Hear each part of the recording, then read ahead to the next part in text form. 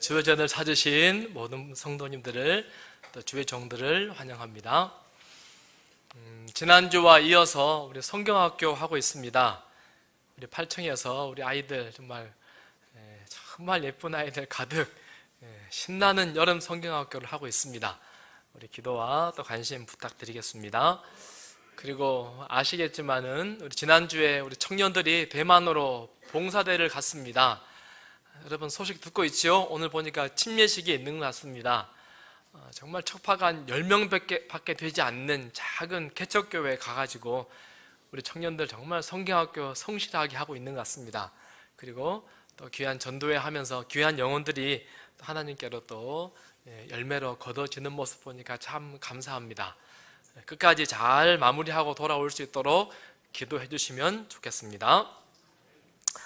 이 시간에는 레갑 족속처럼 순종하라 라고 하는 말씀으로 우리 지난 시간에 이어서 예레미야 말씀을 좀 살피겠습니다. 오늘 말씀은 예레미야 35장 좀 살필 건데요, 8절부터 10절 제가 말씀을 봉독하겠습니다. 예레미야 35장 8절.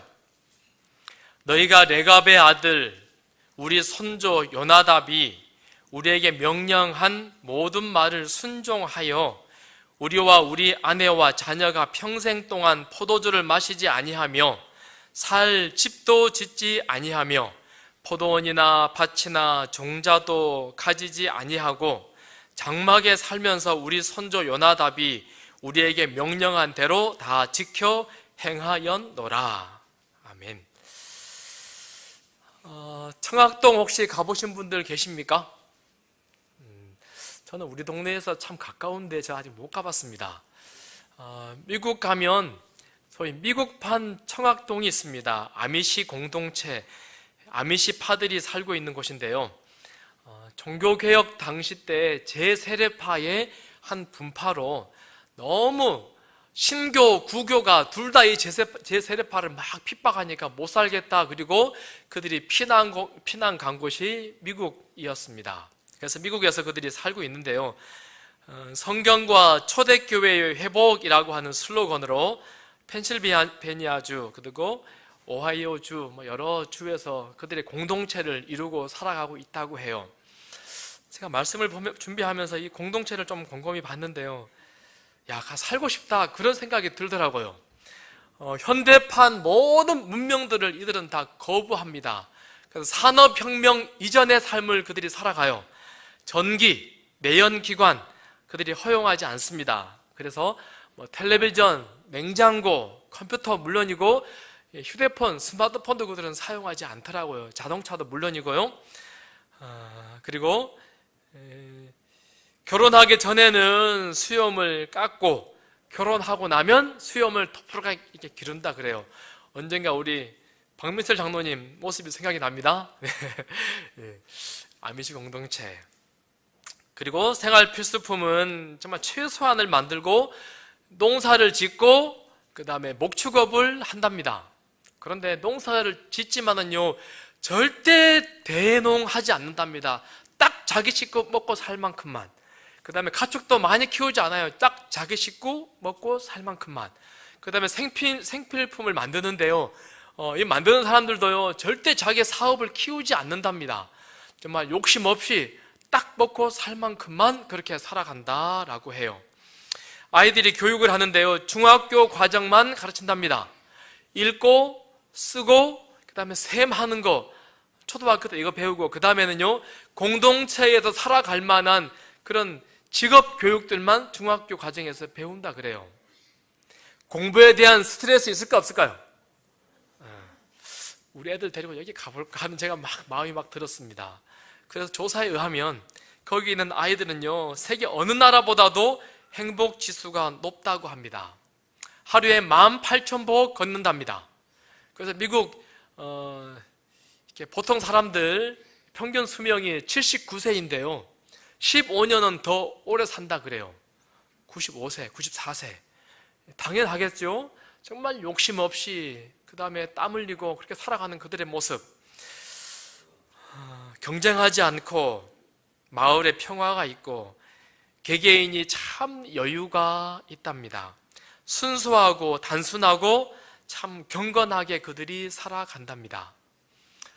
우리 재림교인들이 그렇게 살아가기를 원하는데요. 요즘 세상에 좀 많이 이게 흐르다 보니까 많이 이런 모습이 많이 사라지지 않나 생각해 봅니다. 오늘 우리가 살펴보고 싶은 그런 사람들, 레갑 족속들도 소위 그 당시 때 그렇게 사는 사람들이었습니다. 오늘 주인공 예레미야 35장에 그들 이야기가 나오는데요. 한 번은 하나님께서 예레미야에게 레갑 족속들을 몇 사람을 다 불러다가 성전 옆에 있는 방으로 그들을 초대해라. 그리고는 진수성찬, 진귀한 술들을, 포도주를 쫙 차려가지고선 따라주면서 이거 마셔라 라고 그들에게 주어라 라고 명령했습니다. 소위 당시의 고위 관료들이 그곳에 쫙 같이 있습니다. 우리 성도들 가운데 그런 경험 해보신 분들 계시죠? 사업상 혹은 어떤 일들 때문에 소위 국회의원 혹은 장관 그럴듯한 사람들 옆에 가가지고 같이 밥을 먹는데 술잔을 따라주면서 드세요 합니다. 어떻게 합니까? 마음의 갈등이 그 다음에 여러 가지 막 고민했던 그런 경험 혹시 있지는 않습니까? 그런데 레갑 족속들이 소위 고위 관료들 그리고 선지자가 술을 따라주는 모습을 받고서는 그들이 이렇게 말합니다. 우리는 대대로 내려오는 가풍이 있습니다.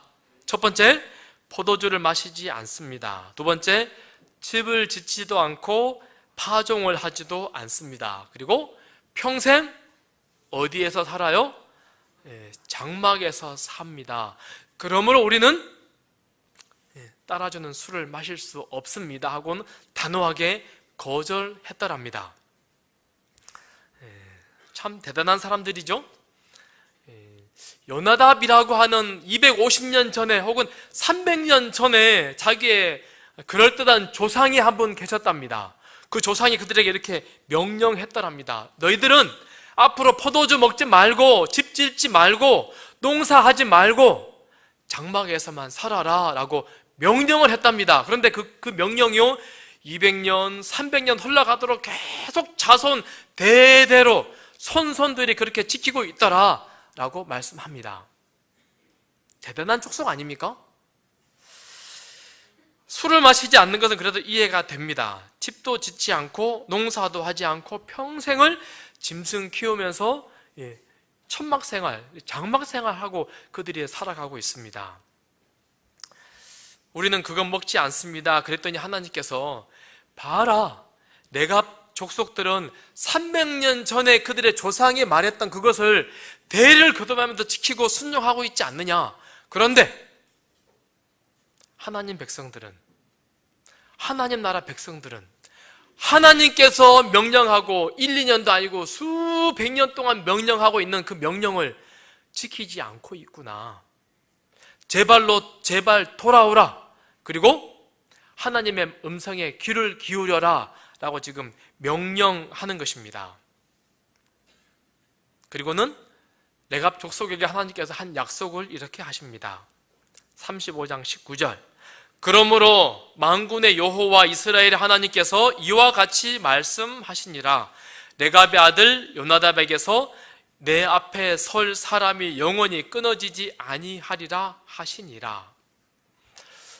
지난 시간에는 말씀드렸지만은 예루살렘 성이 곧 멸망할 것입니다. 적국이 쳐들어와서 성을 포위하고 성 안내에 있는 사람들 대부분이 다 잔인하게 죽을 것입니다. 예레미야 선지자가 말합니다. 마지막 기회다. 제발 하나님께로 돌아오라. 그런데 그들은 하나님께 돌아가지 않습니다. 결국에는 성이 멸망당합니다. 마지막 왕 시드기야가 포로로 잡힙니다. 그리고는 왕이 보는 바로 앞에서 왕의 왕자들을 칼로 쳐 죽입니다. 그리고는 그 칼을 가지고 와서는 왕의 두 눈을 뽑아버립니다. 참 잔인하죠. 그리고는 두 눈이 뽑힌 이 왕을 쇠사슬에 묶어가지고서는 1000km가 넘는 바벨론으로 질질 왕을 끌고 갑니다. 그리고 바벨론에 가서 시드기야 왕을 정말 잔인하게 처형시킵니다. 왕만 죽는 게 아니고 당시 고위 관료들이 다 그렇게 죽임을 당합니다. 얼마 있지 않으면 다 이렇게 죽는다. 하나님께로 돌아가십시다. 라고 강하게 지금 호소하고 있습니다. 예루살렘 성의 멸망은 장차 이 지구 도성이 멸망할 것에 관한 대단한 비유, 하나님의 상징이다 라고 하는 말씀을 드렸습니다. 내 백성아, 이런 가문이 있다. 그들의 조상이 수백 년 전에 명령했던 그 명령을 대를 거듭하면서 지키는 그런 족속이 있다. 우리도 레갑 족속처럼 그렇게 순종하는 사람이 되면 안 되겠니? 순종하라, 내게로 돌아오라 라고 지금 말씀하고 있습니다. 하나님의 음성이, 하나님께서 우리에게 조용히 세미하게 말씀하신 그 음성들이 우리 모든 성도들 마음자리에, 우리 가정마다 들려지게 되기를 간절히 소원합니다. 오늘 레갑 족속을 좀 살펴보고 싶은데요, 보길 원하는데요, 역대상 2장에 보면은 갈렙의 족보들이 쫙 기록되어 나옵니다. 갈렙, 우리 잘 아시죠? 갈렙의 후손 중에 레갑이라고 하는 후손 족속이 있습니다. 레갑 잘 아시죠? 그날에 여호와께서 말씀하신 이 산지를 지금 내게 주소서. 그곳에는 아낙 사람이 있고 그 성읍들은 크고 견고할지라도 여호와께서 나와 함께 하시면 내가 여호와께서 말씀하신 대로 그들을 쫓아내리이다 하니, 갈렙이 누굽니까? 가나안 땅을 정복할 때에 거인들이 살고 있는 아낙이라고 하는 족속이 있는데 이스라엘 사람들이 차마 그들을 건드릴 수 없는 것입니다. 다 그 족속을 우리가 점령할 수 없습니다 라고 손을 내밀 때에 갈렙이 여호수아에게 가서 이 산지를 지금 나에게 주십시오. 내가 그 산지를 점령하겠습니다 라고 말합니다. 자, 갈렙의 나이가 몇 살이죠? 갈렙 나이 85세. 젊은 장수들도 어떻게 할 수 없다라고 하는데 85세 된 나이 많은 흰머리 하얀 수염 있는 장수가, 갈렙이 제게 그 아낙 땅을 주십시오. 제가 점령하겠습니다 라고 지금 단호하게 말하고 있습니다. 우리 갈렙 보면요 참 감사합니다. 우리 교회 85세쯤 되는 분이 어느 분이신가요? 한백경 어르신 좀 넘으셨죠 이제. 우리 이재수 장로님 정도 될까요? 네. 젊은 사람들 다 못하겠다고 손 빼버리는데 갈렙은 환경을 보지 않는 사람입니다. 상황을 보지 않아요. 그리고 자기 자신도 보지 않아요. 자기 능력, 자기 단점도 보지 않아요. 갈렙이 그렇게 용기 있게 말할 수 있었던 이유가 무엇입니까? 여호와께서 나와 함께 하시면, 환경도 상황도 그리고 자기 자신도 보지 않아요. 오직 누구를 봐요? 여호와께서 나와 함께 하시면 내가 능히 아낙 자손을 점령할 수 있습니다 라고 단호하게 말합니다. 우리도 그런 믿음이 있으면 얼마나 좋을까요? 말세에 상황이 참 어지럽습니다. 그리고 나 자신을 보면 너무너무 초라하게 그지없습니다. 그러나 여호와께서 나와 함께 하시면, 미국인들이 정말 존경하는 대통령 아브라함 링컨의 좌우명이 무엇인지 아십니까? 링컨 좌우명, God is with me. 하나님이 나와 함께 하시면, 링컨의 좌우명이라고 해요. 그래서 링컨은요 참 낙관주의자였다라고 이야기합니다. 어떤 상황, 어떤 위기 가운데서도 절대 실망하지 않습니다. 절대 자기 자신을 비관하지 않습니다. 무엇 때문에요? 하나님이 나와 함께 하시면 내가 능히 이것을 이길 수 있습니다. 앞이 아무리 캄캄하고 절망적인 상황에 그가 처해 있다 할지라도 절대 좌절하거나 포기하지 않습니다. 하나님이 나와 함께 하시면, 그 어느 순간이라 할지라도. 그래서요 링컨의 모습에 좀 미소가 느껴집니까? 링컨은 언제나 그의 마음에 미소가 있었다 그래요. 웃음이 있었답니다. 그리고 항상 감사가 있었답니다. 우리 링컨이 선거를 정말 많이 떨어지죠. 링컨의 적들이 정말 많았습니다. 그러나 하나님이 나와 함께 하시면, 이 순간이라 할지라도 하나님이 나와 함께 하시면, 아무리 누가 나를 비난하고 아무리 나를 위험 가운데 빠뜨려뜨린다 할지라도 하나님이 나와 함께 계시면, 갈렙이 그런 사람이었습니다. 85세가 되었다 할지라도, 적들이 거인이라 할지라도 하나님이 나와 함께 계시면, 우리 빛고울교회 모든 성도들의 좌우명이, 우리 삶의 모토가 하나님이 나와 함께 계시면이 되면 얼마나 좋을까요? 갈렙은 그런 사람이었습니다. 우리 레갑 족속을 좀 소개하려면요, 열왕기하 8장, 9장, 10장을 보면은 이들이 어떤 사람들인가를 소개하고 있습니다. 한 번은 아합이라고 하는 왕이 이스라엘의 왕이 되었습니다. 그리고 나라를 온통 말아 먹어버렸습니다. 우상을 온 나라에 다 질비하게 놔두고는 온 나라가 다 우상의 소나기에 바알 제사장들이 온 나라에 가득 흘러 넘쳤습니다. 어느 날 하나님께서 예후라고 하는 장군을 불러서는, 예후야, 내가 너에게 능력을 주겠다. 내가 나라를 뒤집어 엎어야겠다. 네가 이 나라의 왕이 되어라.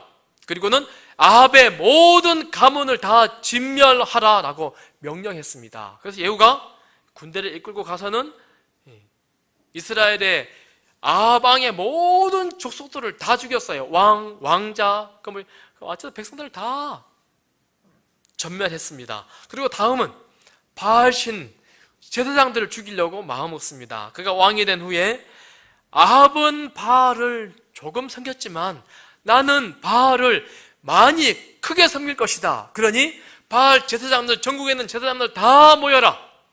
한 명도 빠지지 말고 바알의 제사장이 다 한 곳에 모였습니다. 그리고는 옷을 한 벌 다 나눠줬습니다. 제사장이 옷을 다 입었습니다. 왜요? 구분하기 위해서. 다 제사장들은 다 옷을 입었어요.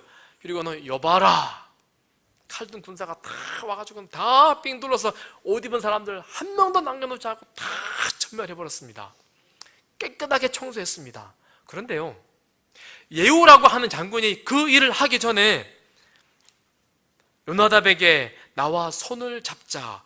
손을 잡으니 예후가 끌어 병거에 올리며 이르되, 나와 함께 가서 여호와를 위한 나의 열심을 보라 하고, 이에 자기 병거에 요나답을 태우고 가서는 바알의 제사장들을 다 죽였습니다. 그 일 하는데 최선봉에 요나답이라고 하는 사람이 서 있었습니다. 예후는 군인입니다. 자기가 얼마든지 할 수 있었습니다. 그런데 왜 굳이 요나답이라고 하는 사람을 데리고 와서 나랑 같이 손잡고 일하자, 그리고 내가 여호와를 위한 열심이 있는가 한번 보세요 라고 하게 되었을까? 요나답이 누구인가 우리가 짐작해보게 됩니다. 누굴까요? 성경은 요나답이 어떤 사람이라고 소개하지 않습니다. 그런데요, 예후가 그 일을 할 때에 요나답에게 내가 여호와를 위한 열심이 얼마나 열심인가 보십시오 라고 말합니다. 다시 말하면 이 요나답이라고 하는 사람은 이스라엘의 영적 지도자였습니다. 백성이 존경하고 사랑하고 그를 우러러보는 그런 사람이었습니다. 그리고는 오늘 등장하는 이 요나답이라고 하는 사람이 자기 후손들에게 이렇게 명령한 것입니다. 너희들은 포도주를 마시지 말라, 집을 짓지 말라, 파종하지 말아라, 그리고 평생 장막에서 살아라. 요나답이라고 하는 사람은 나라의 지도자입니다. 영적인 지도자입니다. 그리고는 예후가 나라를 새로 할 때에 1등 공신이었습니다. 얼마든지 떵떵거리고 살 수 있는 사람입니다. 백성이 존경하고 왕이 인정해주는 그런 사람입니다. 그런데 자기 아들들에게 뭐라고 이야기해요? 술 마시지 말아라, 집 짓지 말아라, 절대로 농사 짓지 말아라, 그리고 텐트에서만 살아라, 그렇게 명령했습니다. 무엇 때문에 이렇게 명령하게 되었을까? 첫 번째, 포도주를 마시지 말라. 우리가 얼마든지 짐작해 볼 수 있지요. 세상에서도 금주에 관한 이야기들을 참 많이 합니다. 성경도 마찬가지이죠. 술 마시지 말라라고 하는 말씀이 성경에 참 많습니다. 대표적으로 한 절만 보겠습니다. 잠언 23장. 포도주는 붉고 잔에서 번쩍이며 순하게 내려가나니 너는 그것을 보지도 말지어다. 그것이 마침내 뱀같이 물 것이요 독사같이 쏠 것이며. 그런데요, 성경은 경건하게 살고자 하는 자는 술을 먹지 말라라고 말씀합니다. 에베소 5장 18절, 술 취하지 말라. 이는 방탕한 것이니 오직 성령으로 충만함을 받으라. 성령 충만의 반대가 무엇이에요? 술 취한 것이다 라고 지금 이야기합니다. 영적인 의미로 우리가 다르게 생각해 볼 수 있지만 1차적으로는 술 취한 것하고 성령 충만하고 반대다라고 말합니다. 술에 취하는 사람은 성령을 받을 수 없다라고 우리에게 말합니다. 그래서 요나답은 내 백성들은, 나의 자자손손들은 경건하게 살면 좋겠구나, 술 먹지 않으면 좋겠다 라고 이렇게 명령한 것입니다. 두 번째, 집을 짓지 말라, 그리고 파종하지 말라, 농사 짓지 말라 라고 말합니다. 이 말씀은 좀 난해하고 어렵게 느껴집니다. 술 먹지 말라라고 하는 것은 우리가 이해됩니다.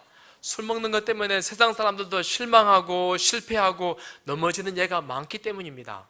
그런데 이 재상이었던 요나답이 자기 자손들에게 집 짓지 말고 파동하지 말라라고 명령합니다. 다시 말해서 이동하는 목축업만 하고 살아라 라고 지금 명령한 것입니다.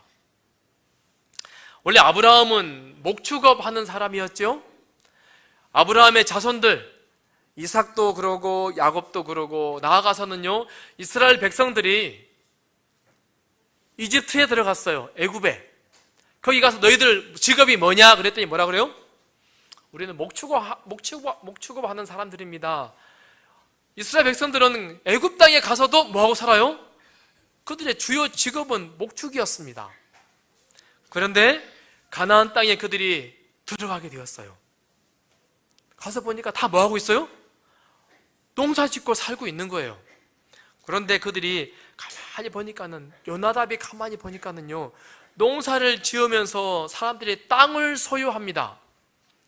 근데요, 원래 땅은 같은 양인데 사람들이 자기들끼리 치고 받고 싸우고 그 다음에 욕심을 더 내고 하면서 어떤 사람은 땅이 많아지고 어떤 사람은 땅이 적어지는 것입니다. 그리고는 계급이 생기고 빈부가 나눠지는 것입니다. 귀천이 땅 때문에 나눠지는 것입니다. 야, 땅 때문에 우리가 오염되고 욕심이 생기고 죄가 생기고 오염되고 어려워지는구나 라고 지금 요나답이 느낀 것입니다. 그래서 자기의 자자 손손들에게는 온통 사회의 부조리가 이 땅 때문이구나, 너희들은 땅을 소유하지 말아라. 다시 말해서 더 넓은 땅, 더 넓은 집에 살기 위해 사람들이 욕심을 내고 어려워지고 오염되고 하나님을 떠나게 되니 아예 땅 갖지 말아라, 집도 짓지 말아라, 그리고 넌 경건하게 살자꾸나 라고 지금 명령하는 것입니다. 디모데전서 6장에 이렇게 말씀하죠. 그러나 자족하는 사람이 있으면 경건은 큰 이익이 되느니라. 무엇이 경건에 유익이 된다고요? 자족하는 마음이. 반대로요, 마음에 불만족이 있고 짜증이 나고 화가 나고 어려움이 있습니다. 한번 곰곰이 생각해 보십시오. 내가 왜 이렇게 불안하고 행복하지 않고 어려움을 겪고 있는가? 성경은 자족하는 마음과 이것이 관계가 있다라고 우리에게 지금 말씀하고 있습니다.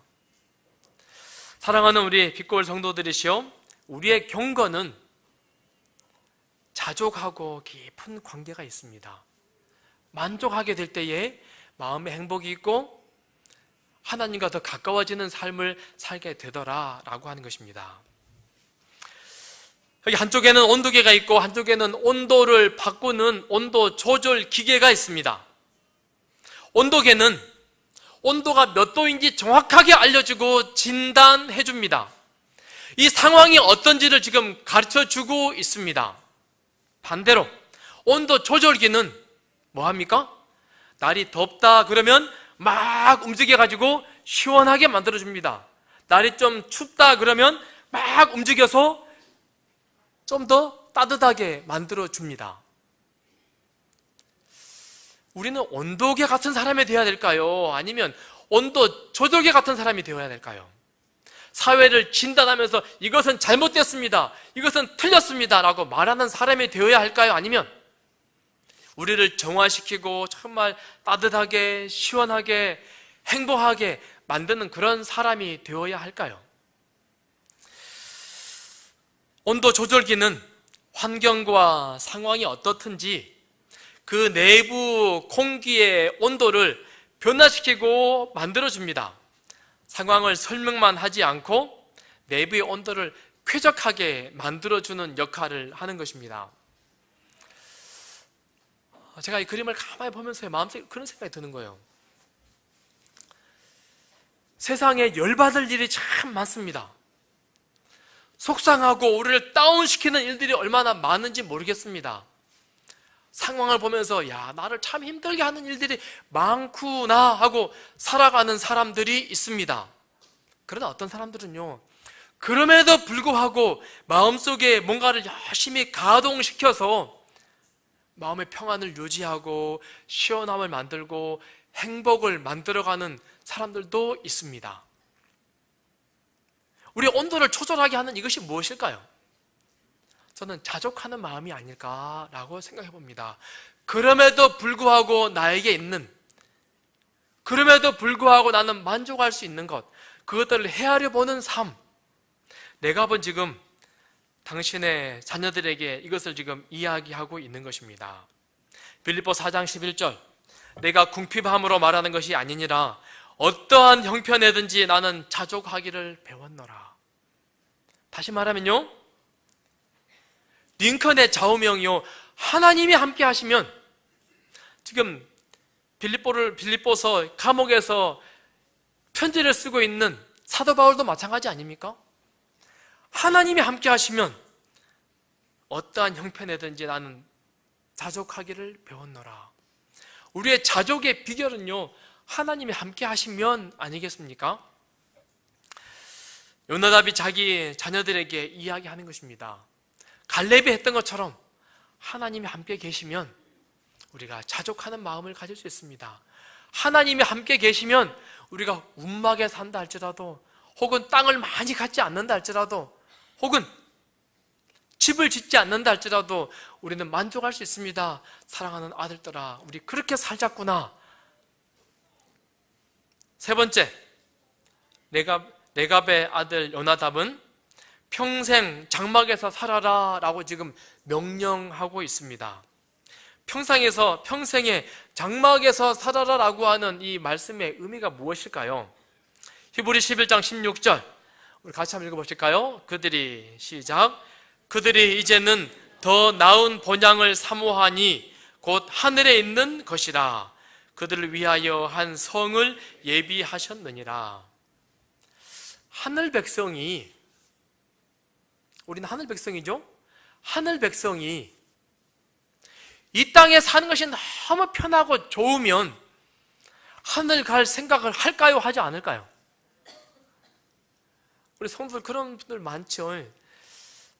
병이 들어서 혹은 사업이 너무 어려워서 힘들어요. 그러면 어디가 생각이 납니까? 야, 빨리 하늘 가야지. 사랑하는 자녀들이 아파요. 그리고 내 몸이 참 육신이 쑤시고 아픕니다. 너무너무 힘들어요. 그러면 하나님, 예수님의 재림의 날이 속히 오기를 바랍니다. 그런데 너무너무 사는 것이 좋아요. 넓은 집에 정말 에어컨 틀어놓고 먹을 거 풍성하고 넘쳐요. 하늘 생각이 나요? 나지 않아요? 예, 나지 않습니다. 여기 히브리서 기자는 말합니다. 여기서 그들은 누구일까요? 그들이 이제는 더 나은 본향을 사모하니 곧 하늘에 있는 것이라. 야, 예수님 정말 하늘 가고 싶어요. 우리는 하늘 백성입니다. 내가 이 땅에 살기를 원하지 않습니다. 속히 이 세상의 삶이 끝나고 우리가 하늘 가기를 바랍니다. 누가 이렇게 기도할까요? 누가? 요나답의 자손들 같은 애들이 평생 장막에 살아가는, 이 땅에 사는 삶이 불편한 사람들이 하는 기도 아니겠습니까? 이스라엘 백성들은 하늘나라를 기억하라고 1년에 일주일씩 장막에서 살아라라고 명령했습니다. 일명 초막절, 장막절이죠. 어디를 기억하라고요? 하늘 살 것을 기억하라고, 빨리 하늘 가기를 기억하라고. 그런데요, 이 내가 족속들은요, 평생을 어디에 살아요? 장막에서. 다시 말해서 평생을 어디를 그리워할까요? 야, 이 땅에서 삶은 결코 편하지 않아. 우리는 하늘 가서 살아야 돼 라고 기억하게 한다라고 하는 것입니다. 사랑하는 빛고울 성도들이시오, 우리의 본향은 하늘나라입니다. 우리의 최종 목적지는 하늘입니다. 우리는 이 땅에서 나그네로 사는 사람들입니다. 이 땅에 결코 편하지 않는, 하늘나라를 정말 그리워하는 우리 모든 성도들 되기를 간절히 소원합니다. 우리 예수님은 집이 없었습니다. 예수께서 이르시되 여우도 굴이 있고 공중의 새도 거처가 있으되 인자는 머리 둘 곳도 없다 하시더라. 예수님은 집이 있었어요? 없었어요? 예수님은 밭이 있었나요? 땅이 있었나요? 아니요. 아무것도 없었어요. 다시 말하면 예수님은, 예수님에게서 가장 편한 장소는 어디입니까? 산이었어요. 하나님이 그립고 하늘 본향이 그립고 그러면 어떻게 해요? 혼자 산에 가서 하나님 아버지와 간절히 시간을 보냅니다. 지난 시간에 말씀드렸죠? 주기도문을 외우셨습니다. 하나님과 오래 있는 것, 그것이 예수님에게 최고의 행복이고 가장 아름다운 마음의 평화의 시간이었습니다. 우리도 이 세상이 편한 것이 아니라 하나님과 함께 있는 그 순간이 가장 편하고 행복한 그런 성도들이 되어야 합니다. 에어컨 틀어놓고 맛있는 음식 갖다 놓고 좋다, 그것보다 더 행복하고 좋은 시간은 어떤 시간이요? 하나님과 함께 있는 시간. 조용히 무릎을 꿇고 기도하고 조용히 말씀 앞에 서서 하나님 말씀을 묵상함으로, 야, 하나님을 기억하는 그 순간이 가장 행복하고 아름다운 시간. 그런데 저는요, 레갑 족속을 가만히 보면서 제 마음속에 계속 지워지지 않는 하나의 의문이 있었습니다.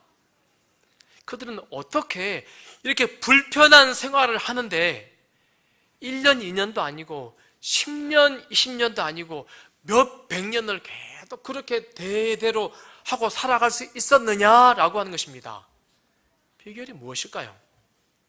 술 안 먹고 농사도 짓지 않고 집도 짓지 않고 장막에서만 사는데요, 얼마든지 이거 그만할래요?